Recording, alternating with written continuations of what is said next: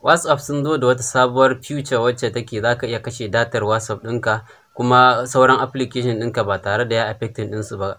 Datar application ɗinka tana kunni, datar sauran application ɗinka tana amfani, amma ta WhatsApp ka kashe ta, ta yanda mutum in ya turo ma saƙo ba zai san ka karanta ko ba karanta ba, amma kai kuma za ka iya karanta, kuma sannan ba wanda zai san kana online.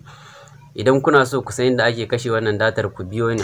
Da farko za ka shiga cikin setting na WhatsApp ɗinka. Idan ka shiga cikin setting sai ka yi scrolling down a wajen da aka rubuta storage and data, sai ka yi clicking. Idan ka shiga akwai nan kun ga an rubuta proxy, sai ka shiga cikin inda aka rubuta proxy, sai ka shiga wannan, sai ka danna wannan set of proxy din nan. Idan ka danna za ku ga sai ku shiga wannan proxy host. Akwai waɗannan nambobin da suke kan screen, su za ku kashe sai ku rubuta su a nan. In ka rubuta sai ka danna wannan click din. In dai ka danna wannan ka seta, to duk wanda ya turo ma message ta WhatsApp za ka karanta ba tare da ya sani ba, kuma duk sanda kake so za ka iya zuwa sai ka kashe shi. Idan kuna son irin waɗannan videos din, ku yi following din mu, sannan idan a YouTube ne ku yi subscribe a wannan channel ta mu. Mun gode.